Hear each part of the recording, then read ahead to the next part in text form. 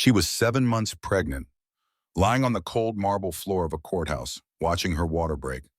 Standing over her was her husband's mistress, smirking, in $6,000 heels, the same heels she had just used to kick a pregnant woman in the stomach. And her billionaire husband? He was laughing from across the room. But here is what makes this story unforgettable. The judge saw everything.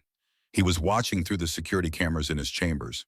And when he walked back into that courtroom, his hands were shaking with rage.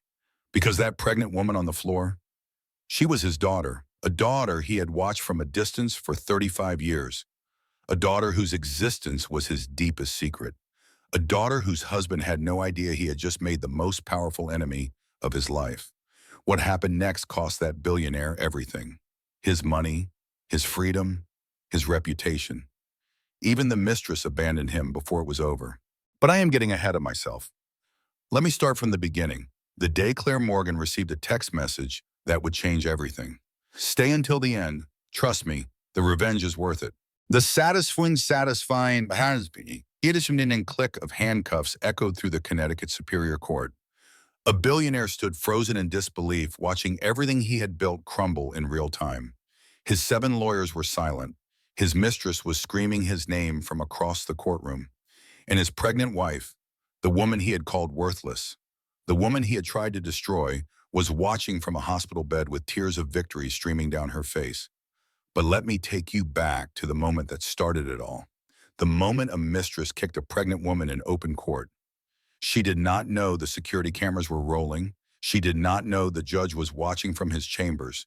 And she definitely did not know that the terrifying man in the black robe, the one with eyes cold enough to freeze fire, was about to reveal a secret that would cost her lover everything. Because that judge was not just any judge. He was the pregnant woman's father. And he had just watched someone assault his daughter and his unborn grandchild. What happened next will make you believe in karma. Stay until the very end, because the revenge is absolutely devastating.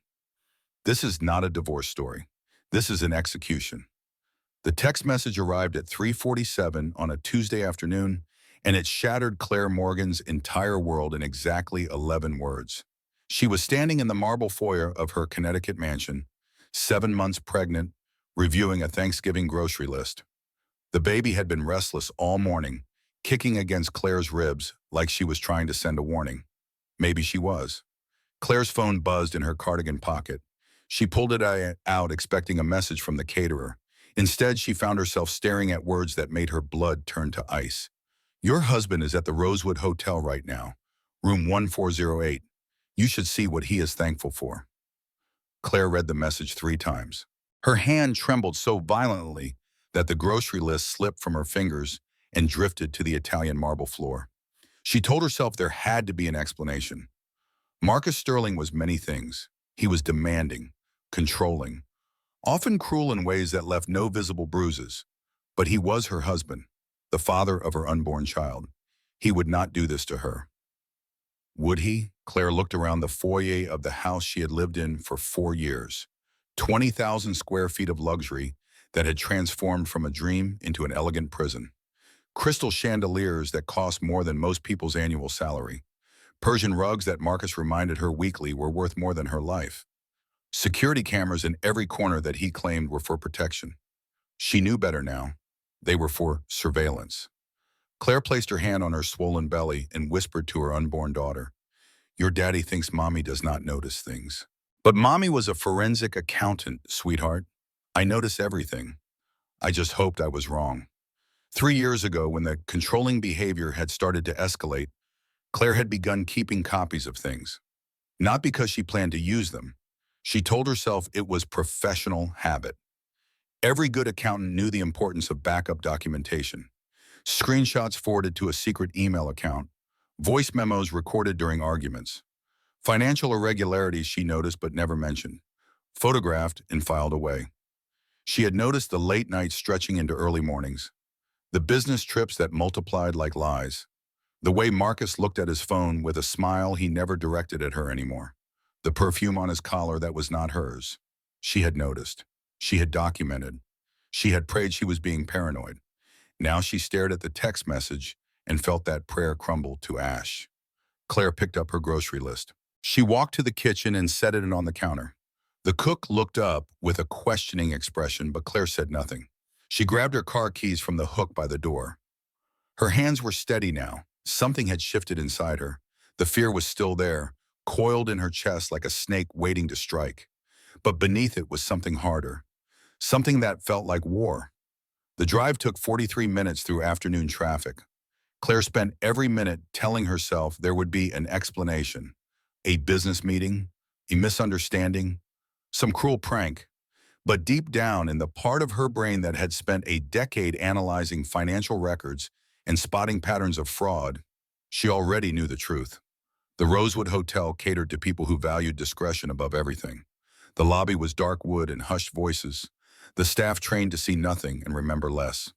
Claire approached the front desk. The clerk was a young man with practiced neutrality in his eyes. "I am looking for my husband." Her voice came out steadier than expected. "Marcus Sterling, room 1408. I am sorry, madam. I cannot confirm guest information." Claire reached into her purse and pulled out $200 bills. Her emergency cash hidden in a compartment Marcus did not know existed. "I am not asking you to confirm anything. I am simply asking if my husband is here. I am 7 months pregnant with his child. I think I deserve to know." The clerk glanced at the money, then at her pregnant belly. Something like sympathy crossed his face. He took the bills and gave her one almost imperceptible nod. Claire felt the confirmation like a physical blow. She thanked him with a voice that did not sound like her own and walked toward the elevator on legs that belonged to a stranger. The 14th floor was quiet. Thick carpet absorbed her footsteps as she walked down the hallway, counting room numbers. 1406, 1407, 1408. She could hear them before she reached the door. Laughter. A woman's voice, high and musical. Marcus's voice, warm in a way she had not heard in years. Claire's hand hovered over the wood. She could turn around right now. Go home. Pretend she never came. Keep the peace. Then she heard Marcus speak, and his words drove a knife through her heart. "Once the divorce goes through, we will finally be free of her. I have already talked to Dr. Hendricks. We can have her committed if she causes trouble. Pregnancy hormones, psychiatric history, it is perfect." Claire stopped breathing. They were not just having an affair. They were planning to destroy her. She reached into her purse with trembling fingers and pulled out her phone. She opened the voice recording app and pressed the red button. Connecticut was a one-party consent state. She had looked it up 2 years ago, when she first started suspecting. When she first started preparing for a war she hoped would never come. The recording was legal, and it might just save her life. Claire stood frozen outside room 1408, her phone recording every damning word that filtered through the door. Then the door swung open and everything changed. Jessica Cole stood in the doorway wearing nothing but Marcus's dress shirt. She was beautiful in an aggressive way, all sharp cheekbones and calculating eyes. When she saw Claire, she did not flinch. Instead, she smiled. "Oh," the wife. Claire could not speak. She could only stare at this woman wearing her husband's clothes. Looking at her pregnant belly was something that resembled amusement. Marcus appeared behind Jessica, his chest bare, his face cycling through surprise, anger, and finally settling on cold calculation. He did not look guilty. He did not look ashamed. He looked inconvenienced. "Claire, how did you find us?" "Someone texted me." "Who? I do not know." Jessica laughed, a sharp sound like breaking glass. "Probably the hotel staff. They are always selling stories to tabloids. Should I call security, Marcus? Have them remove her?" Claire found her voice at last, though it came out cracked and broken. "I am pregnant with your child, Marcus. I gave up everything for you. My career, my friends, my entire life. And this is what you do?" Marcus stepped forward. For the first time, Claire saw the man she had married clearly. Not the charming entrepreneur who had swept her off her feet. Not the loving husband who had promised to cherish her forever. She saw a predator who had finished with one prey and was ready to discard it. "You gave up nothing. You have lived in luxury for 4 years. You ate my food. You wore the clothes I bought. Do not pretend you made sacrifices. I quit my job because you said the stress would harm our children. And now you are pregnant. Congratulations. Your purpose has been served. Claire felt the words like physical blows. Jessica moved closer to Marcus, placing her hand on his arm. Marcus, honey, she looks pale. Should we call her doctor? She is clearly having one of her episodes. Episodes. The word hit Claire like ice water. They had been laying groundwork, telling people she was unstable, building a case to destroy her credibility before she even knew there was a fight. The stress hit Claire's body before her mind could process it. A sharp cramp seized her abdomen. She doubled over with a cab, her hand flying to her belly. The baby. Something was wrong. Marcus did not move to help. He watched with detached interest. Drama queen, Jessica, call the front desk. Have them bring a wheelchair. We do not want a scene. The next several minutes blurred together. The wheelchair arriving, hotel staff with blank faces, an ambulance summoned with quiet efficiency. Marcus did not ride with on. The EMT who sat with Claire was a woman with kind eyes. Is there anyone we should call? Family? Friends? Claire thought of Diane Parker, her best friend from college, the one person who had warned her about Marcus from the beginning. The friend Claire had pushed away because Marcus always had reasons why spending time with old friends was inconvenient. No, Claire whispered. I need to think first. I need to plan. Whatever happened back there, you are going to be okay. Both of you. But as the ambulance rushed toward the hospital, Claire was not sure she believed that. The hospital was a blur of bright lights and concerned faces. The doctors ran tests and monitored her contractions and eventually delivered the news. Stress-induced false labor. The baby was fine for now. But she needed rest. She was lying in the hospital bed when Marcus arrived. He walked in like he owned the place, which, Claire realized with a sinking feeling, he probably did. Sterling Dynamics had donated millions to this hospital. He was not alone. Two men in security uniforms flanked him. He carried a folder of documents that he presented to the doctor with absolute confidence. I am moving her to a private facility. She has been having psychiatric episodes. I have documentation. Claire struggled to sit up. That is a lie. I am not crazy. He is cheating on me. The doctor looked uncomfortable. Mr. Sterling, your wife seems lucid to me. Doctor, my wife has a history of anxiety and depression. I have records from her therapist. More importantly, I have medical power of attorney. He pulled a document from his folder.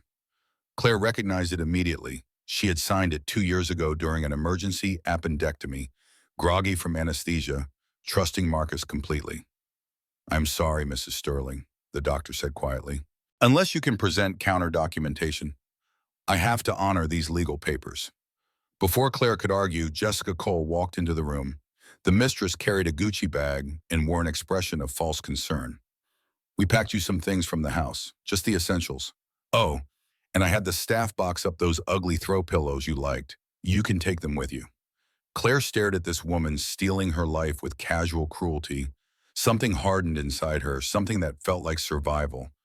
She stopped fighting. In that moment, Claire made a decision that would save her life. She would not fight them openly. Not yet. She would let them think she was broken. But she would document everything. Because abusers never change their patterns. They feel untouchable. And when they feel untouchable, they get careless. Fine, Claire said quietly. I will go. Marcus looked satisfied. Jessica looked triumphant. Neither of them noticed the calculating light that had entered Claire's eyes. The wellness center was not a wellness center. It was a luxury prison for inconvenient wives, disguised with spa treatments and staff who smiled while they locked the doors. Claire was allowed one phone call. She called her mother. Mom, I'm in trouble. What happened? Where are you? Claire chose her words carefully, knowing the call might be monitored. Mom, I need you to find my recipe box. The one Grandma gave me. There is a key taped to the bottom. A pause. Then Maggie's voice, understanding immediately. I will find it, sweetheart. The key opened a safety deposit box in Maggie's hometown bank. Inside were Claire's backup drives, her screenshots, her recordings, 3 years of evidence she had prayed she would never need. I love you, Mom. I love you too, baby girl. You are stronger than you know. The call ended. Claire was alone in her luxurious prison. They thought she was broken. They had no idea she was already planning their destruction. 1 week after Claire was locked in the wellness center, the law forced them to release her. Without a court order for involuntary commitment, they could not hold her indefinitely. Claire walked out with nothing but the clothes on her back. No house key, no credit cards, no car, no phone. She stood on the sidewalk, 7 months pregnant, completely alone. Then a Honda Civic pulled up to the curb. Diane Parker leaned out the window. "Get in, bitch. We are going to war." Claire almost collapsed with relief. She had not spoken to Diane in over a year. Marcus had methodically isolated her from everyone who might have helped her see the truth. But Diane had come anyway. Claire climbed in and accepted the paper bag Diane handed her on. Turkey sandwich, tomato soup, chocolate chip cookie. "You are eating for two," Diane said, pulling away from the curb. "And both of you look like hell. I just got out of a mental hospital. And you still have better skin than me. Genetics are unfair. Now tell me everything." Diane Parker had been Claire's roommate at Boston University. They had studied together, partied together, cried together through every heartbreak. Diane had become an immigration attorney, fierce and brilliant and absolutely ruthless when protecting people she loved. She had also been the only person brave enough to tell Claire that Marcus Sterling was trouble. Claire told her everything: the affair, the hotel, the psychiatric commitment, Marcus's plan to have her declared mentally unfit. Diane's jaw tightened with fury. "I am going to destroy him, legally and completely. There is more. I have evidence." Diane nearly swerved off the road. "You what?" Claire explained her backup system. "The cloud storage, the recordings, the financial irregularities documented over 3 years." Diane was silent for a long moment. Then she laughed. "You beautiful paranoid genius. All this time I thought he had broken you, but you were building a case. I was hoping I would never need it. Well, now you do. Let us go get it." They drove to Maggie's cottage in rural Connecticut. The small house was warm and cluttered, smelling of fresh bread and lavender. Maggie Hartwell waited on the porch.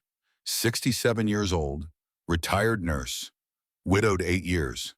She looked frail. Claire knew better. Her mother was made of steel. "My baby," Maggie said, pulling Claire into an embrace. "Mom, I need the box. It is on the kitchen table, along with something else." Claire frowned at her mother's strange tone, but followed her inside.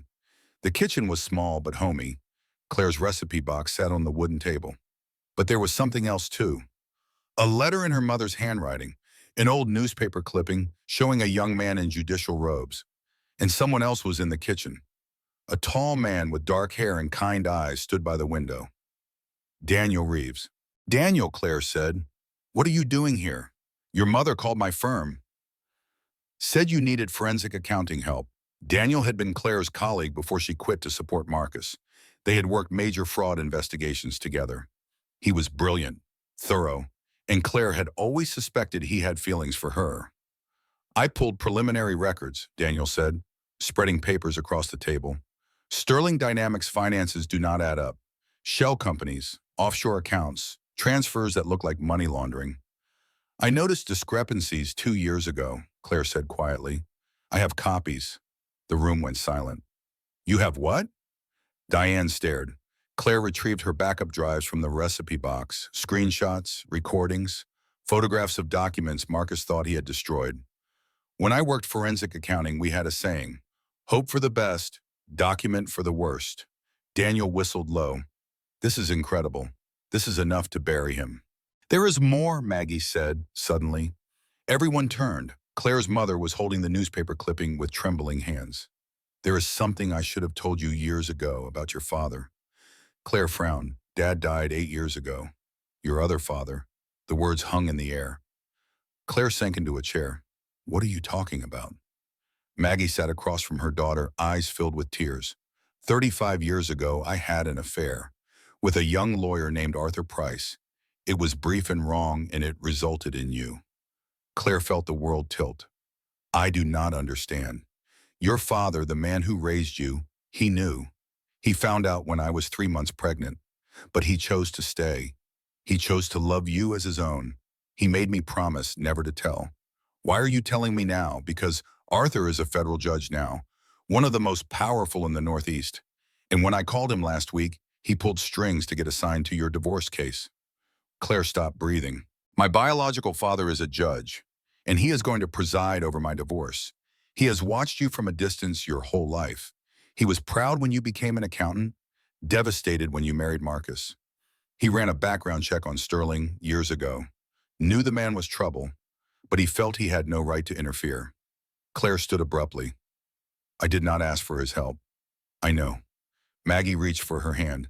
But he is not coming to save you, sweetheart. He is coming to make sure Marcus cannot cheat. The winning is still up to you. Claire looked around the small kitchen. At Diane, fierce and loyal.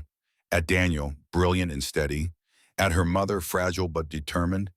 At the evidence boxes filled with 3 years of careful documentation. She had a team now. She had weapons. And she had a father she had never known, waiting to ensure justice would be done. Then let us give him a case worth judging, Claire said. The next 2 weeks were the busiest of Claire's life. She set up headquarters in Diane's apartment, sleeping on the pull-out couch with her laptop balanced on her pregnant belly. Daniel arrived every morning at 7 with coffee and financial records. Diane filed motions and counter-motions with the ferocity of a woman possessed. Claire organized everything, every recording, every photograph, every document. And slowly, a picture emerged that was even darker than she had feared. Sterling Dynamics was not just a successful tech company. It was a money laundering operation wrapped in legitimacy. But the most disturbing discovery came at midnight on the 9th day. Daniel burst through the door, face pale with shock. Claire, I found it. Oh my God. He spread documents across the kitchen table with trembling hands. Sterling Dynamics is core technology. Marcus did not develop it. He stole it from his original business partner, Raymond Walsh. Claire recognized the name vaguely. Marcus had mentioned Raymond once. A college friend, a co-founder who died tragically. Raymond died in a car accident 5 years ago, Daniel continued.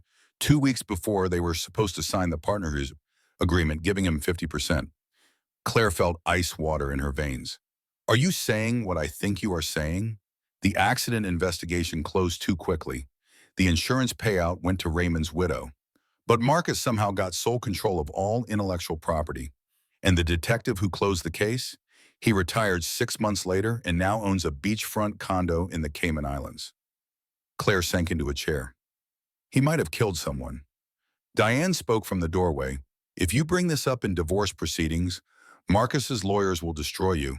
They will say you are paranoid, exactly what he has been claiming. Then what do? We focus on the divorce. Get your assets. Get your baby. Get out safely. Then we pass Raymond's information to a prosecutor. Claire nodded. The smart play. But the universe had other plans. The next morning, Claire woke to pounding on Diane's door. Diane opened it to find 2 uniformed officers. Claire Morgan Sterling? Claire stepped forward, heart racing. Yes, you are served. They handed her a thick envelope. Inside was a restraining order, filed by Marcus, claiming Claire had been stalking him and making threats against his life. This is insane, Claire whispered. I have been hiding here. I have not contacted him once. There was more. A motion to freeze all her assets. A petition for emergency custody of the unborn child, citing Claire's psychiatric history, and a statement from Dr. Hendricks at the Wellness Center claiming Claire had exhibited violent tendencies during her stay. He is trying to take my baby, Claire said, her voice breaking. Before she is even born, he is trying to take her from me. Diane grabbed the papers. This is all lies. We can fight this. But Claire was staring at something else in the envelope. A photograph. It showed Claire entering Diane's apartment building. Timestamp from yesterday. He is having me followed.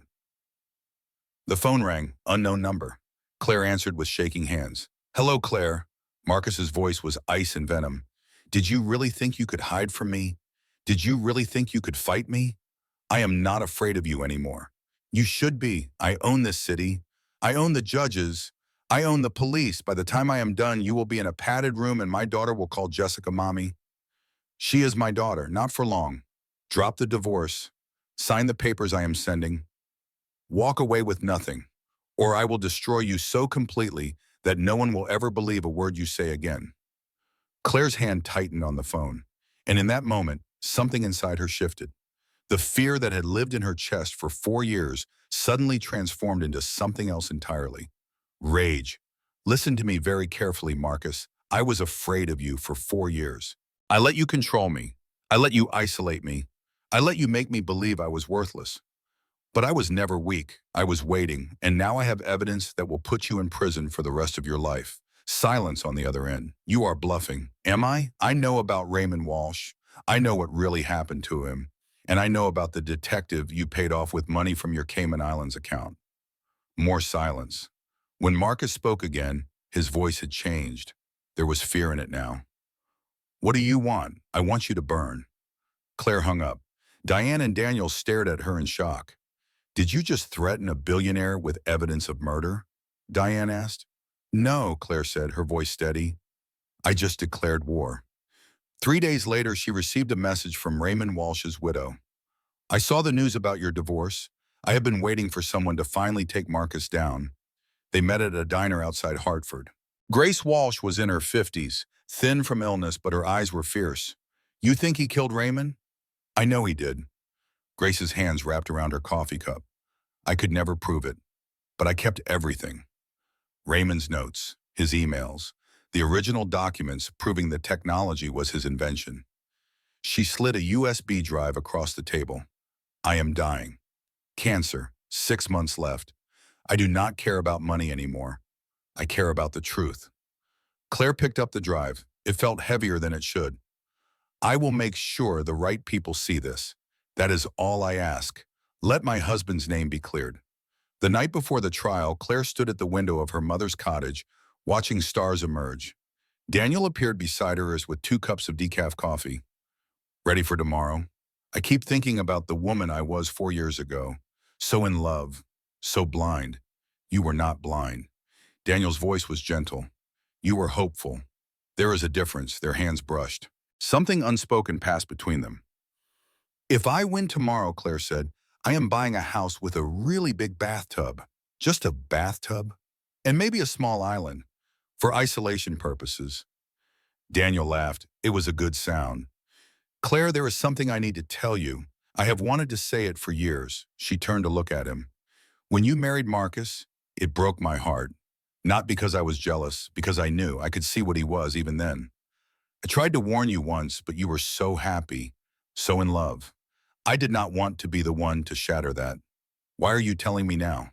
Because after tomorrow, everything changes. And I need you to know that whatever happens, I am not going anywhere. Not this time. Claire felt tears prick her eyes. Thank you, Daniel. He squeezed her hand. Now get some sleep. Tomorrow, you go to war. The morning of the trial, Claire woke at 5 and could not fall back asleep. She stood in her mother's bathroom, staring at her reflection.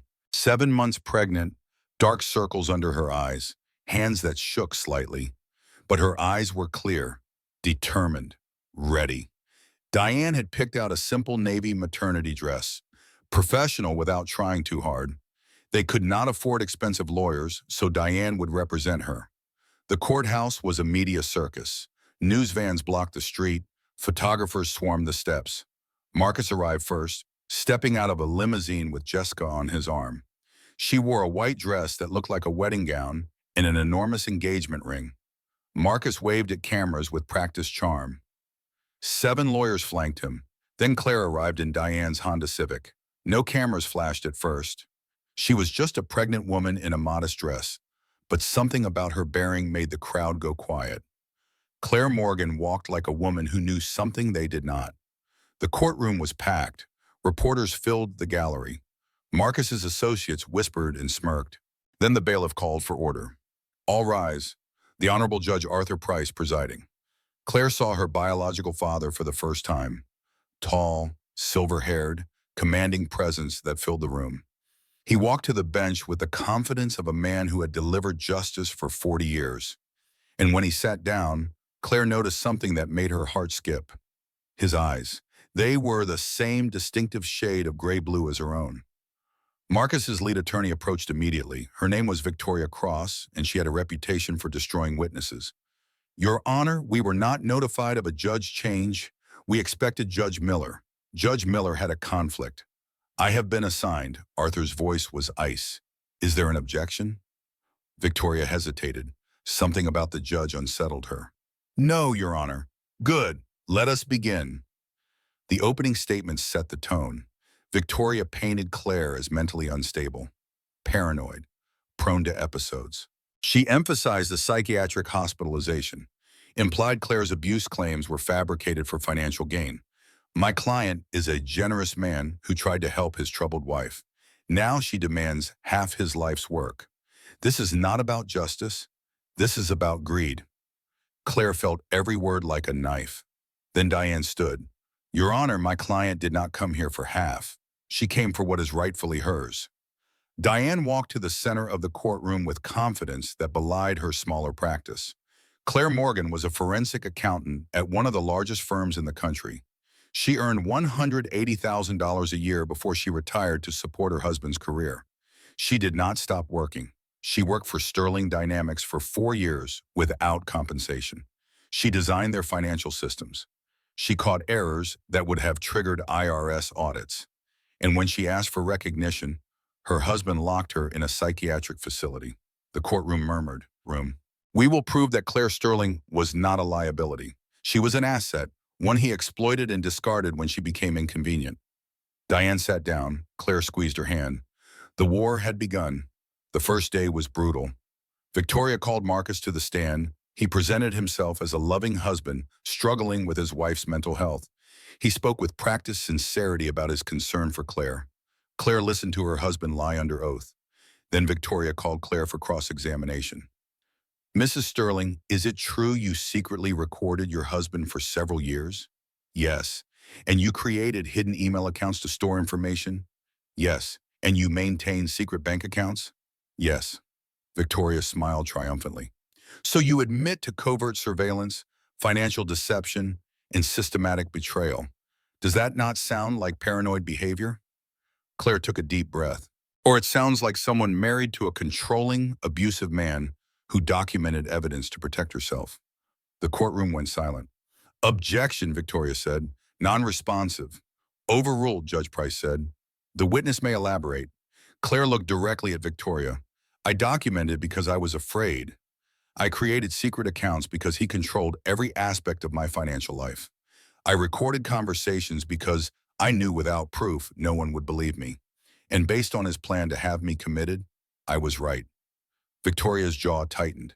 We will see what the evidence shows. But when court resumed after recess, Victoria pulled out her own surprise. Your Honor, we request the defendant's recordings be excluded. Our digital forensics expert found inconsistencies suggesting they were edited. Claire's world tilted. That is impossible. I never edited anything. We believe these recordings are fabricated evidence created during a mental health crisis. Judge Price studied the report for a long moment. I will review this during evening recess. We reconvene tomorrow at 9. The gavel fell. Claire sat frozen. Her evidence, her proof, the recordings she had counted on. Marcus had found a way to destroy them. The night after Victoria challenged Claire's evidence was the longest of her life. She sat in her mother's cottage surrounded by documents that might now be worthless. Daniel worked frantically at his laptop. These recordings, clean, Daniel muttered. I analyzed them myself. No editing, no splicing. This expert is either incompetent or corrupt. Marcus bought him, Diane said, just like he buys everyone. Claire's phone buzzed. Unknown number. She opened the message. Do not give up. The truth is on your side. More to come. Who was sending these messages? The same person who led her to the hotel? She held on to the words anyway. Hope was all she had. The next morning, court resumed. Judge Price announced the forensic report was inconclusive. The recordings would be admitted as evidence. It was not victory, but it was not defeat. Then Victoria called her final witness. We called Jessica Cole to the stand. Jessica walked to the witness box like it was a runway. Miss Cole, can you describe your relationship with Marcus Sterling? Jessica dabbed her eyes with a tissue. We have been together for 2 years. Marcus was unhappy for a long time, but he stayed because he felt responsible for Claire. And how would you describe the defendant? Unstable, paranoid. She accused Marcus of terrible things without evidence. She had mood swings and episodes of anger. Honestly, I feared for Marcus's safety. Claire listened to these lies and felt something cold settle in her chest. No further questions, Victoria said. Diane stood. Miss Cole, you testified you have been together 2 years, correct? Yes. But you were employed as his assistant for 3 years? Yes. So for the first year, nothing romantic occurred between you and your married boss? We were just colleagues. Diane produced a document, then explained this hotel receipt from 3 years ago. A suite at the Rosewood Hotel charged to Sterling Dynamics during a weekend when Marcus claimed to be at a Chicago conference. That is not what it looks like.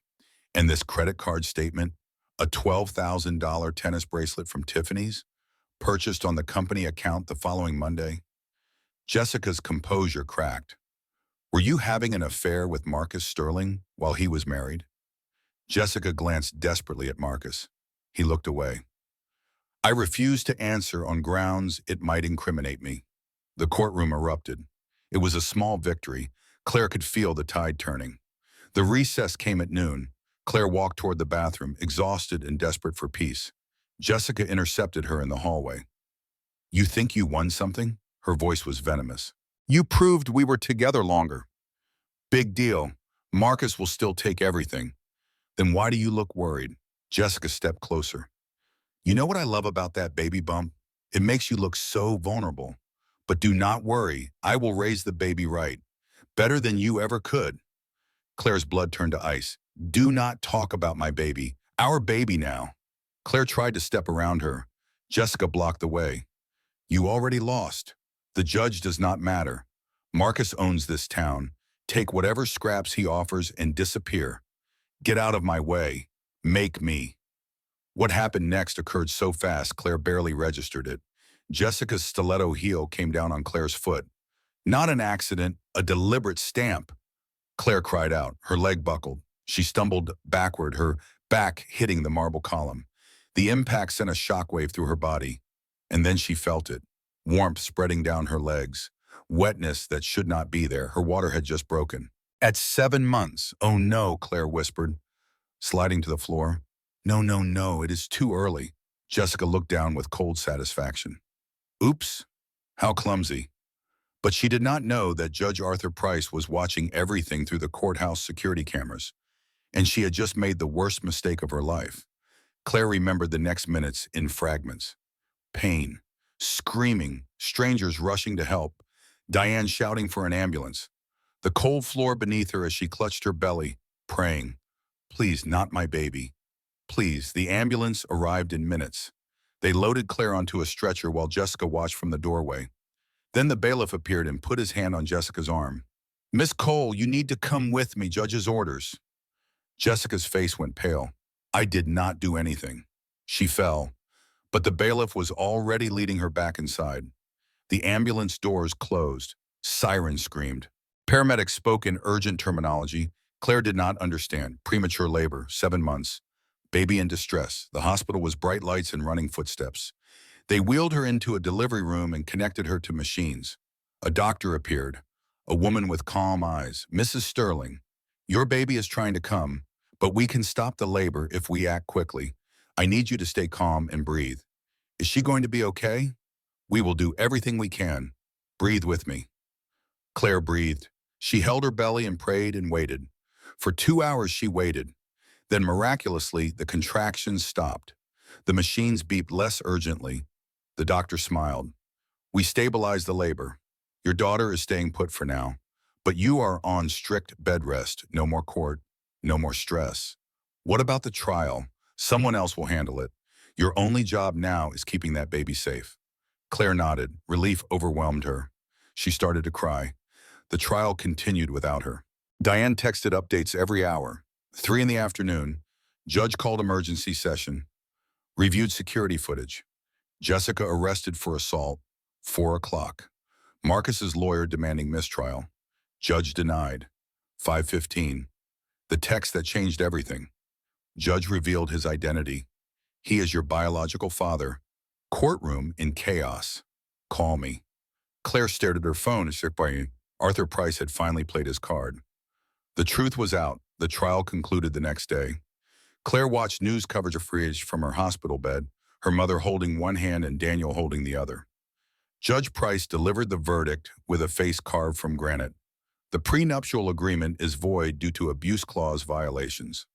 False imprisonment in a psychiatric facility and financial coercion constitute marital abuse under Connecticut law. Marcus sat at the plaintiff's table, face gray with shock. Marital assets will be divided as follows. Claire Morgan Sterling will receive 65% of all assets, totaling approximately $325 million. Gasps rippled through the gallery. Additionally, the court honors the written agreement promising Claire Morgan 10% of Sterling Dynamics stock in exchange for saving the company from IRS penalties. This stock is currently valued at $50 million. Marcus's lawyers whispered frantically. Primary residence is awarded to Claire Morgan Sterling. Marcus Sterling will pay for complete restoration. Full custody of the unborn child is awarded to the mother. Marcus Sterling may petition for supervised visitation after psychological evaluation.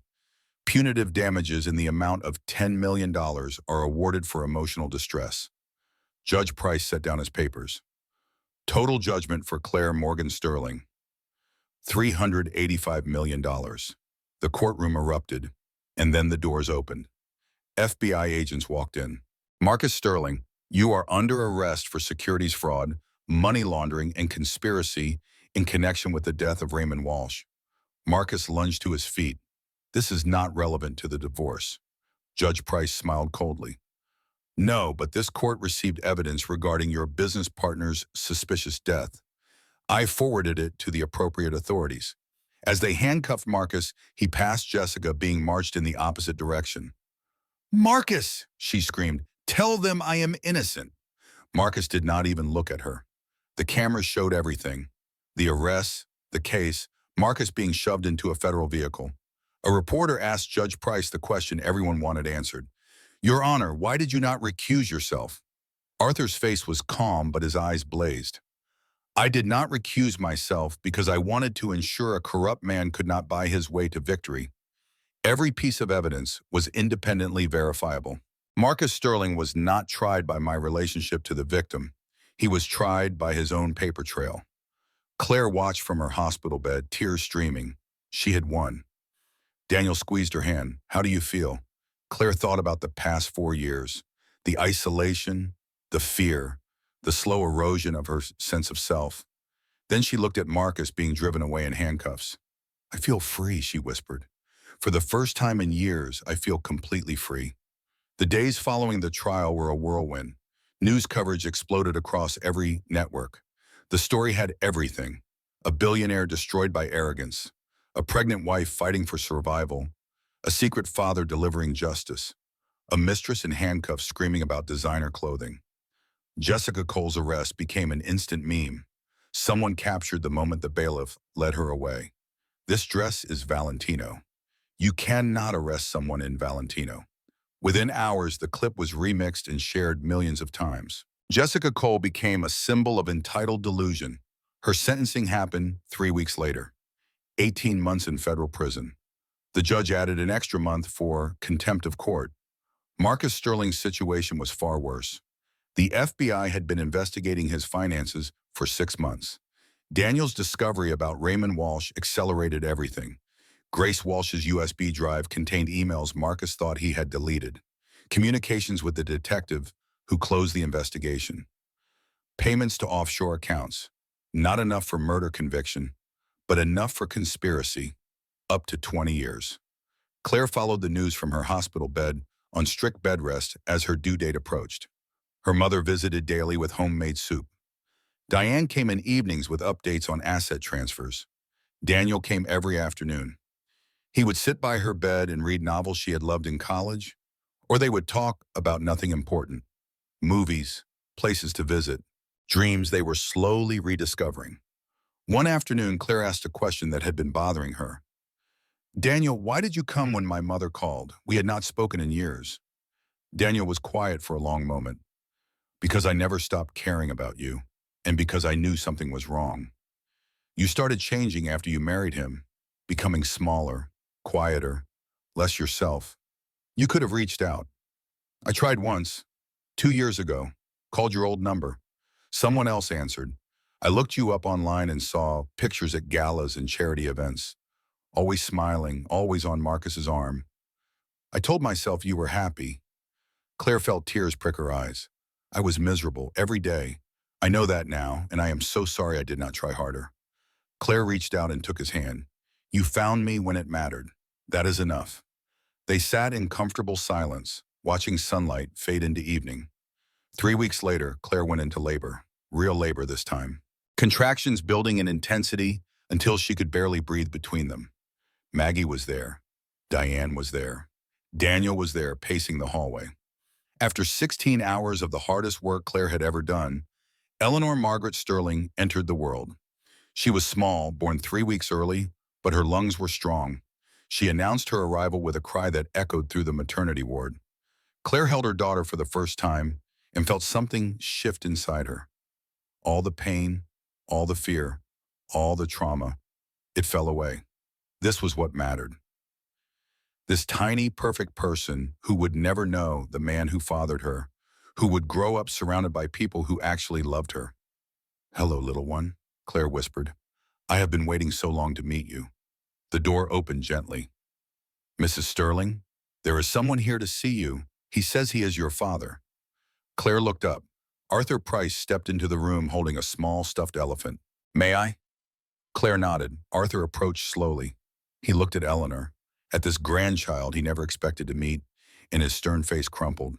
She is beautiful. She looks like you. She looks like herself. Arthur sat down. He did not try to hold the baby. He just looked at her. I do not know how to do this, he said finally. I never knew how to be a father. I watched you grow up from newspaper clippings. So proud when you graduated, devastated when you married Marcus. I ran a background check on him years ago. Knew he was trouble, but I felt I had no right. Why did you not reach out? Because I gave up that right 35 years ago. When I walked away from your mother. Arthur's voice broke. I am not asking to be your father.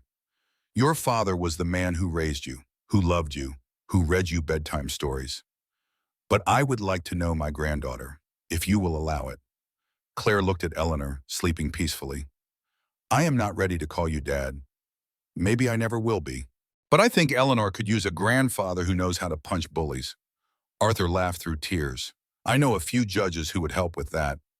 Daniel appeared in the doorway with coffee. He saw Arthur and froze. Daniel, meet Arthur, my biological father. Daniel extended his hand. Sir, it is an honor. Arthur studied him. You are the one who found the Walsh evidence. Claire found it. I just connected the dots. Arthur nodded slowly. Good. She will need someone who lets her take credit. From the corner, Diane snorted with laughter. Claire looked around at the people in her hospital room. Her mother, her best friend, the man who might be more than a friend, a father she was just beginning to know. She had lost a husband, but she had gained a family. 6 months passed. Spring arrived in Connecticut with budding flowers and warming breezes. Claire stood in the garden of her restored mansion, watching Eleanor play on a blanket. The house looked nothing like it had during her marriage. Claire had overseen the renovation personally. Warm earth tones, comfortable furniture, family photographs lining the hallways. None of Marcus. She had burned every picture of him in a bonfire the week after the verdict. Diane brought marshmallows. Maggie brought wine. They watched his face curl and blacken in the flames, and not one of them felt guilty. The nursery was her favorite room, murals of forests and fairy tales on the walls. Eleanor's crib beneath a canopy of paper butterflies Claire had folded during long nights of insomnia. This was her home now. Really, truly hers. A golden retriever bounded across the lawn and collapsed beside Eleanor, tongue lolling happily. Claire had adopted him from a shelter and named him Justice. Diane arrived at noon with wine and legal documents. Final asset transfer, Diane announced. Everything is officially in your name.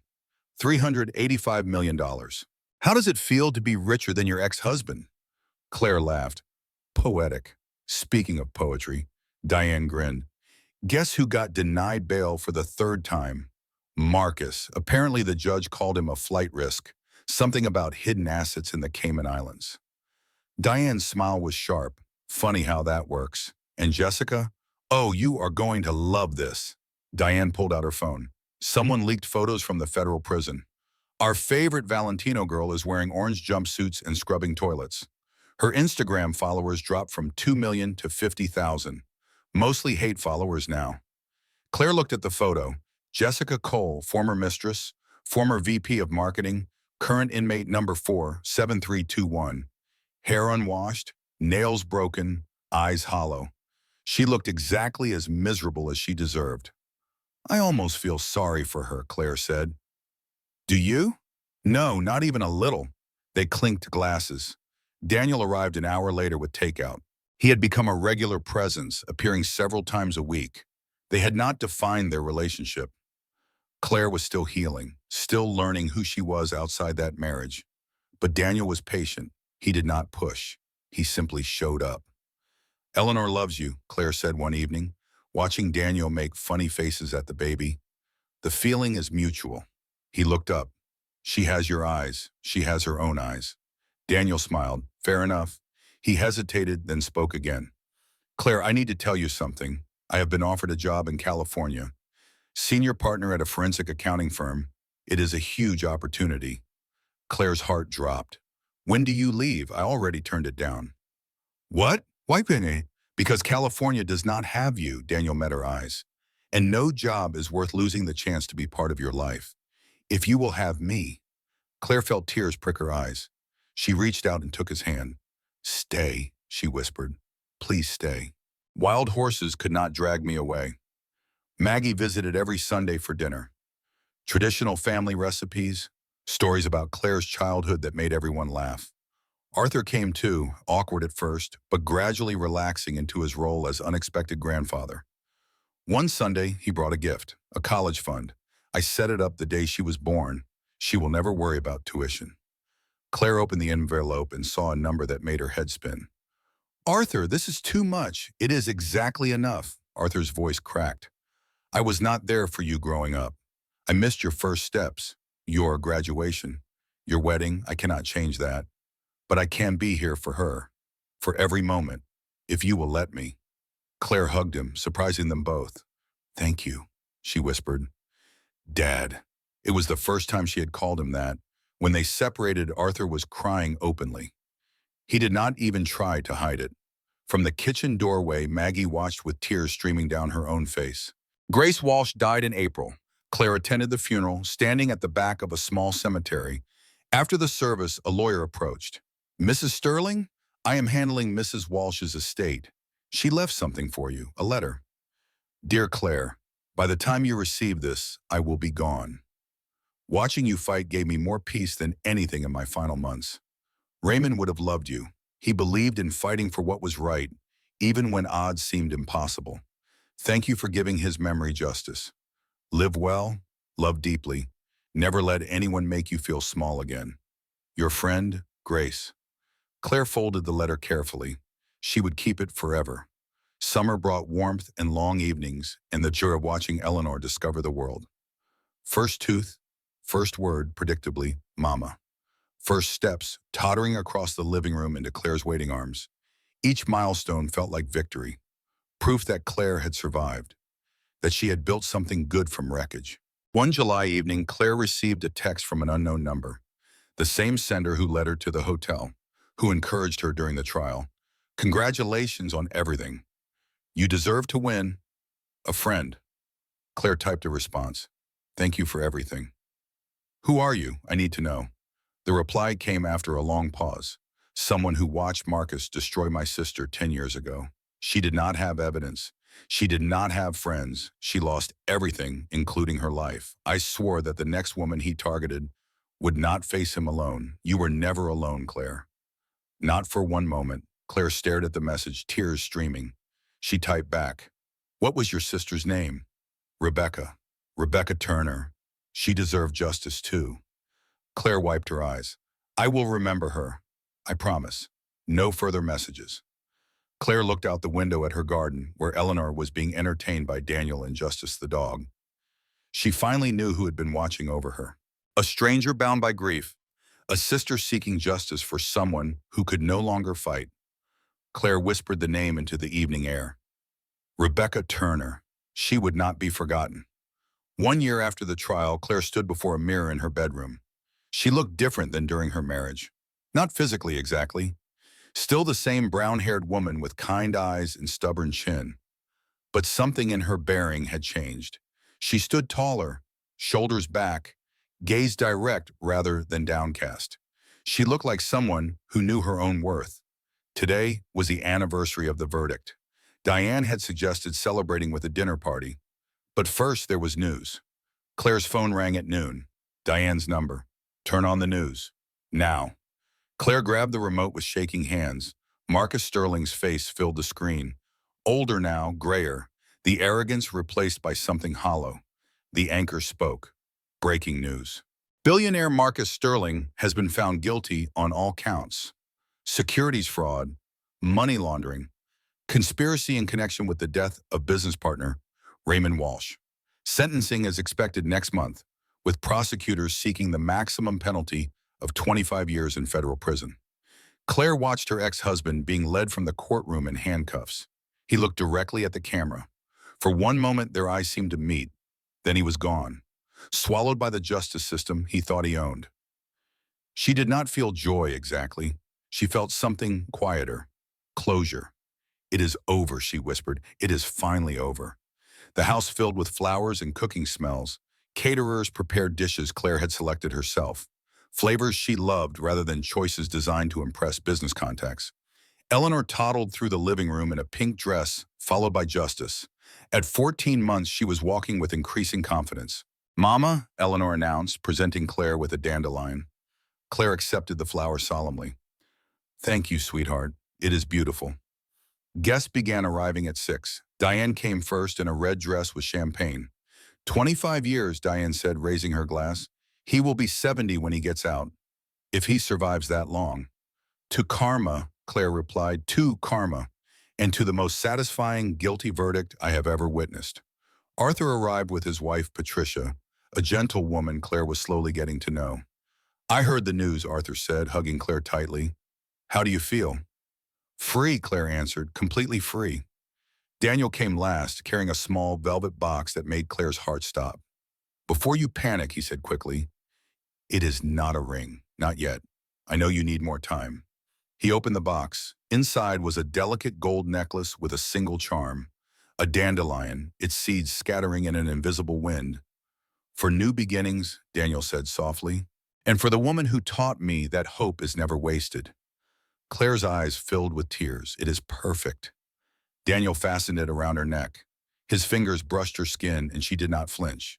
She leaned into his touch instead. The dinner party was a celebration of survival. They ate and drank and laughed and told stories. Diane recounted ridiculous moments from the trial, including Jessica's Valentino outburst. Arthur shared tales from 40 years on the bench. Maggie cried happy tears and took approximately 100 photographs. After dessert, Claire stepped out onto the patio alone. The evening air was warm. Stars were emerging. Fireflies blinked in the garden like tiny lanterns. Claire thought about the woman she had been 1 year ago, trapped in a marriage slowly destroying her, pregnant and terrified and alone. She had been afraid of so many things, afraid of Marcus, afraid of Jessica, afraid of losing everything, afraid of being labeled crazy and locked away forever. But she had fought anyway. She had documented her husband's abuse even when she hoped she was paranoid. She had walked into that hotel even when every instinct screamed at her to run. She had stood her ground in court even when they tried to destroy her credibility. She had refused to disappear. And because of that refusal, because of that stubborn insistence on her own truth, she had won. The door opened behind her. Eleanor toddled onto the patio, dragging her elephant by one ear. Justice followed. Mama, Eleanor said, reaching up. Claire bent down and lifted her daughter into her arms. What is it, sweetheart? Stars, Eleanor said, pointing at the sky. Yes, baby, stars. Each one is a wish waiting to come true. They stood together, mother and daughter, watching stars multiply as darkness deepened. Daniel appeared in the doorway but did not approach. He just watched them with tender affection. Behind her, through the open door, Claire could hear the sounds of her family. Diane's laughter, Arthur's measured voice, Maggie fussing in the kitchen. These people loved her, not for money or status or what she could do for them. They loved her for herself. It had taken losing everything to find that truth. It had taken hitting rock bottom to discover who would help her climb back up. But she had climbed. She had survived. She had rebuilt. And she would never let anyone make her feel small again. Eleanor squirmed in her arms. Claire set her down and watched her toddle toward justice. The baby bent down and picked up a dandelion. "Wish," Eleanor commanded, holding it up. Claire smiled. She touched the matching charm around her neck. She took the dandelion from her daughter's tiny hand. She thought about wishes. A year ago, she would have wished for escape, for safety, for strength to survive one more day. But now, standing in the garden of her own home, surrounded by people who loved her, watching her daughter discover the magic of dandelions, Claire realized something profound. She did not need to wish for anything. She had already gotten everything she wanted. Claire bent down to Eleanor's level. She blew gently on the dandelion. Seeds spun into the summer air, each one catching the last light of day, each one a possibility, each one a future. Eleanor clapped in delight. "More, Mama, more wishes." Claire laughed, a sound of pure joy she had almost forgotten she could make. "I already got my wish, sweetheart." She pulled her daughter close. "I got free." And just like that, a billionaire learned the most expensive lesson of his life. Never underestimate a woman you have hurt, because she might be documenting everything. She might have powerful friends you know nothing about, and she might have a father who has been waiting 35 years to protect her. Claire Morgan walked away with $385 million in full custody of her daughter. Marcus Sterling walked away in handcuffs, 25 years to life. And Jessica, she discovered that Valentino does not look good in prison orange. If this story made your heart race, hit that like button right now. Drop a comment telling me your favorite moment. Was it the courtroom twist, the Valentino meltdown, or Claire saying she wanted him to burn? And if you want more stories where karma wins, subscribe and tap that notification bell. Because the best revenge is living well. And Claire Morgan is living very, very well. See you in the next one.